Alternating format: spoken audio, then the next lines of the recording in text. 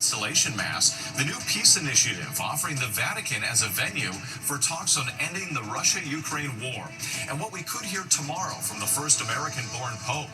Also tonight, under arrest, police say they've broken up an international crime ring, saying alleged thieves pose as Amazon delivery workers. A major development in the fight against Alzheimer's. The FDA has cleared the first blood test that can help diagnose the disease.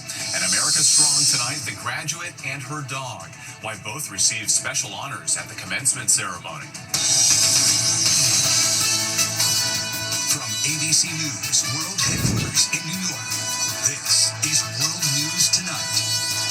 Good evening. Thanks for joining us on this Saturday. I'm Wade Johnson. Multiple breaking stories as we come on the air, including an explosion at a fertility clinic in Palm Springs, California. Police saying it appears to be an intentional act of violence. But we do begin tonight with those deadly storms and tornadoes sweeping across the Midwest and South. More than 24 people killed. Drone footage captured the widespread damage and devastation in London, Kentucky. Homes and businesses flattened. Lightning flashing across the night sky. Tens of thousands without power tonight. Kentucky's governor declaring a state of emergency. And those deadly twisters also targeting Missouri. The mayor saying that 5,000 buildings were damaged or destroyed.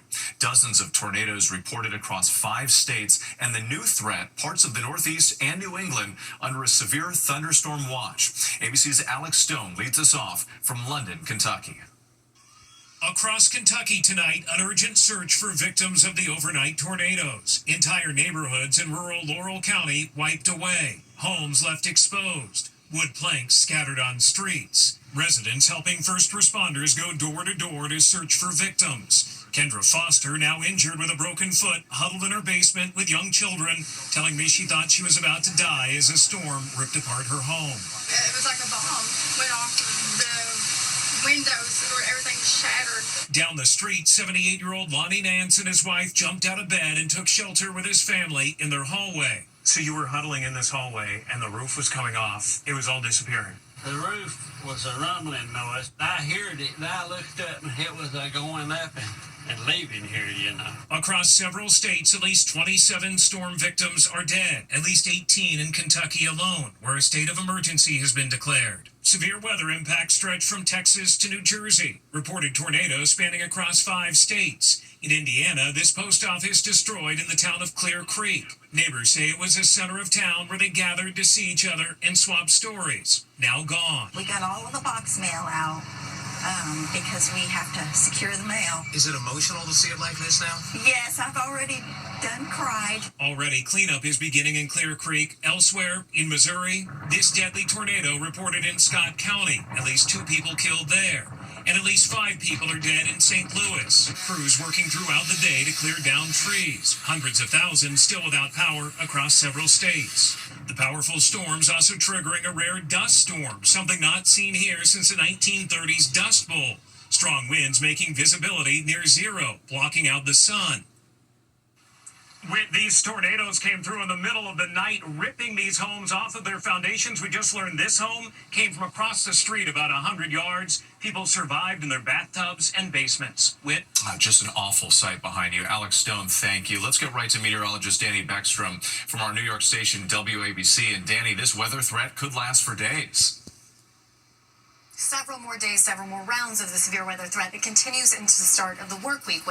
Now, the system that produced the severe outbreak we just saw still bringing strong storms tonight from upstate New York into northern New England as a new threat unfolds in the central U.S. We have severe thunderstorm watches tonight for parts of New York, Vermont, and New Hampshire through sunset with damaging wind and large hail possible. But this new system triggers several days of severe weather from the Great Plains to the Heartland starting tonight with numerous severe storms possible in the Dallas-Fort Worth area. Sunday's storm target Texas to Nebraska with damaging wind, large hail, and strong tornadoes possible. On Monday, this risk shifts slightly to the east, putting cities like St. Louis back in the bullseye. Whit? All right, we'll be tracking it into next week, Danny. Thank you.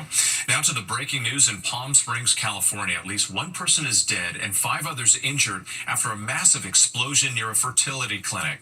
Police saying this appears to be an intentional act of violence. The FBI and ATF also responding tonight.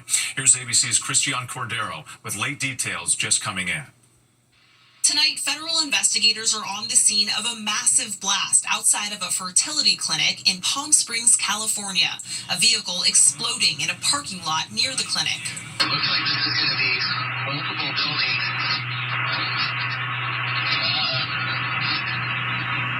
With damage, blast.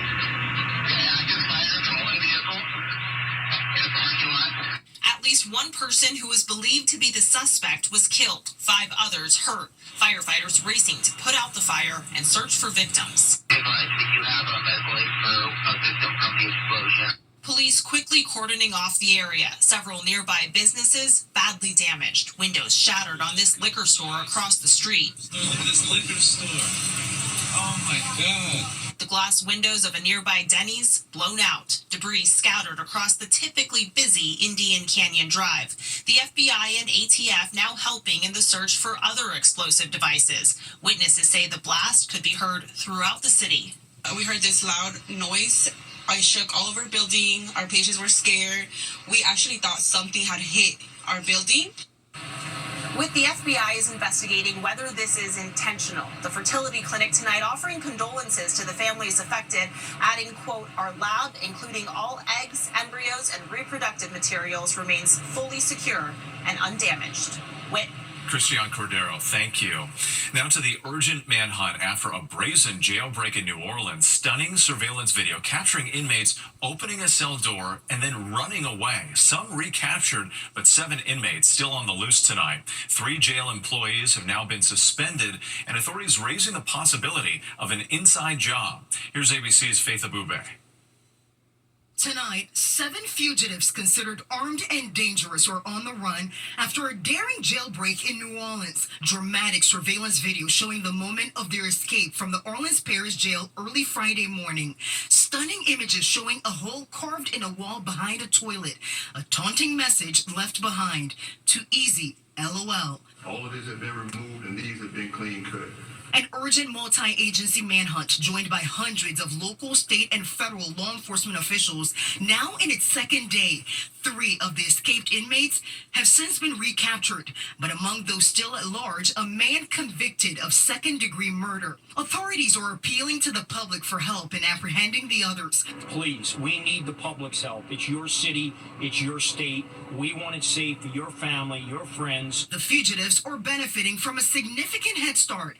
According to authorities, the technician meant to be watching the area had taken a break to get food at the time of the escape.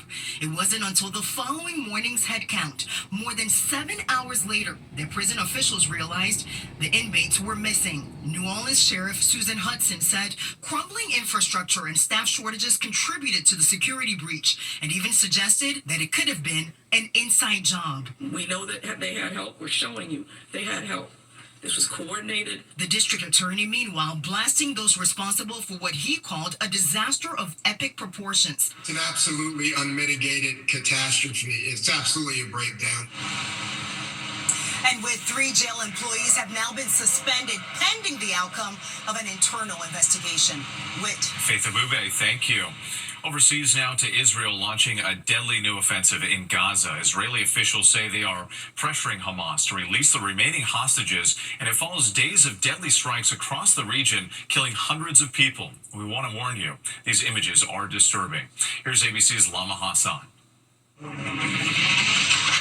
The first images of Israel's major new offensive called Operation Gideon's Chariot. Israel unleashing its deadliest strikes on Gaza, killing at least 300 Palestinians since Thursday. Pounding areas across the entire strip, civilians bearing the brunt of the bombings. Many of the injured quickly rush to the hospital any way they can. This boy brought in on the back of a flatbed truck. A young girl lying on a stretcher, an IV in her arm. This woman crying over a body. For those in Gaza, the renewed attacks come after 10 weeks of no food and crucial aid. Aid organizations sounding the alarm about an imminent famine. ABC's Dia Ustaz reporting from inside Gaza. Hour by hour, it's getting worse. The people are being killed and the homes are being bombed. And literally, there is no safe place. With more reinforcements on the way, the IDF says it's designed to seize strategic areas of Gaza, attack Hamas, and force them to release the remaining 57 Israeli hostages. With Israel and Hamas are now holding a new round of talks in Qatar to try to end the fighting. All the while, this punishing siege on Gaza continues. No food, no water, no humanitarian aid is entering the Strip. Lama Hassan, our thanks to you tonight. Now to the installation mass for the first American pontiff just hours away. Pope Leo XIV offering the Vatican as a location for peace talks between Russia and Ukraine. This as President Trump says he plans to speak with Russian President Vladimir Putin on Monday. ABC's Maggie Rulli joins us from the Vatican. And Maggie, what more are you learning about this tonight? Hey, Whit. Yeah, just today, Secretary of State Marco Rubio said that the Vatican could be a venue to host Russia-Ukraine peace talks, acknowledging that it's a, quote, place both sides would be comfortable going. Now, there's a long-standing offer from the Holy See to host these talks, and the Vatican has a tradition of being neutral when it comes to diplomacy. Most recently, we saw at Pope Francis's funeral that now iconic photo of President Trump meeting with President Zelensky of Ukraine. And Whit, it seems that Pope Leo XIV is taking an even more proactive role in global affairs.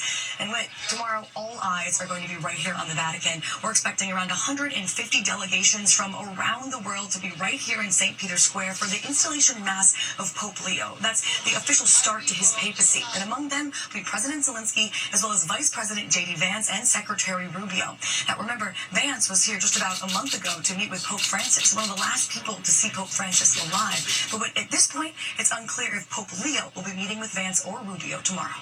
We'll be watching. Maggie, thank you. And ABC News Live will carry special coverage of Pope Leo XIV's installation at the Vatican. That's tomorrow morning at 4 a.m. Eastern. You can stream it on Hulu, Disney Plus, and other streaming apps. Next tonight, the showdown between President Trump and the Supreme Court, the nation's highest court temporarily blocking the president from using the centuries-old Alien Enemies Act for deportations. ABC's senior White House correspondent Selena Wang in Washington tonight.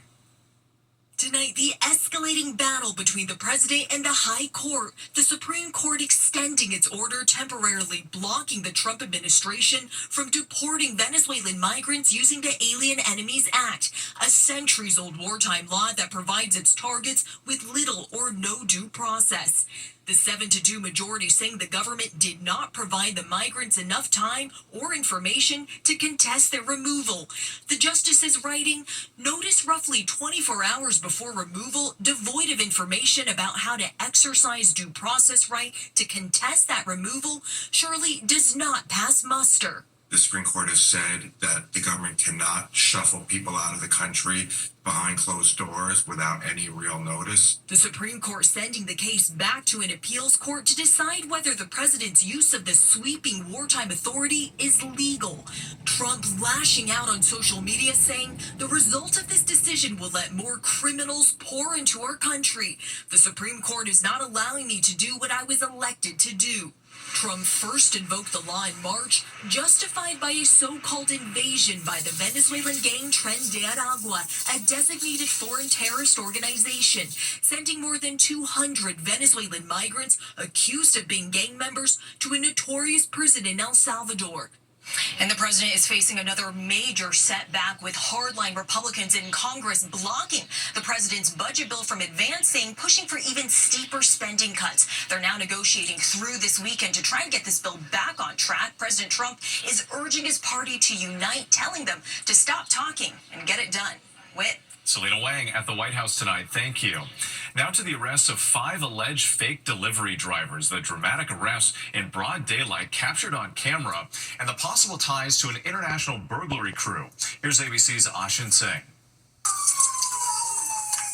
This is the moment California police arrested 5 suspects they say are part of a transnational organized burglary ring linked to a string of home invasions across Southern California. Connected to a transnational organized burglary group that has been targeting communities across our region. Police saying this ring security camera shows the group in action. Video shows people dressed as delivery and Amazon drivers, one of them carrying a package entering a home through the front door midday on Easter Sunday. Everything was on the floor, literally everything. Jewelry, gown, handbags, cash, collectibles. Police say the suspects, who they say fled before they arrived, may have been targeting that Irvine family. Tonight, officers saying they caught up with the group after stopping a suspicious vehicle near the scene of a burglary, adding the driver claimed to be delivering food, but couldn't say where. Detectives soon identified him as 24-year-old John Osorio Arias. That traffic stop leading to a months-long investigation and the arrest of 4 others nearby. And those home burglaries have actually been down in recent years, but authorities are warning residents to stay vigilant, especially when it comes to answering the door for those unexpected packages. Important information. Ashin Singh, thank you. There's much more ahead on World News Tonight this Saturday. The first blood test that could help diagnose Alzheimer's disease. And Knicks fans celebrating in the streets, climbing light poles after a win 25 years in the making. Could we see another big celebration tomorrow? Next tonight, the FDA has cleared the first blood test that could help diagnose Alzheimer's disease for those 55 and older with symptoms. The test measures 2 proteins that are linked to amyloid plaques in the brain, which are among the hallmarks of Alzheimer's. The CDC estimates 6.7 million Americans are living with Alzheimer's, a brain disorder that affects thinking skills. When we come back, 2 of basketball's rising stars renew their rivalry. If you love basketball, this is your time of year. In the WNBA, Caitlin Clark's Indiana Fever beat the Chicago Sky and rival Angel Reese. Earlier, the New York Liberty opened their season with a win over Las Vegas. And in the NBA, wild celebrations in New York City overnight after the Knicks eliminated the Boston Celtics to make the Eastern Conference Finals for the first time in 25 years. People taking to the streets, some fans even climbing up light poles. In the West, Oklahoma City meets Denver tomorrow in Game 7. That's at 3:30 Eastern, right here on ABC. And still ahead, graduation ×2 and a big surprise.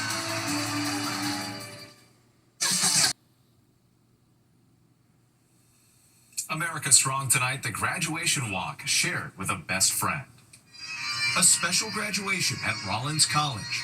Honors chemistry student Cecilia Hernandez on stage with her service dog Canella, about to pick up her diploma when she received a big surprise. In addition to presenting Cecilia with her diploma, we also wish to recognize the service companion who has accompanied her throughout her Rollins career, Canella.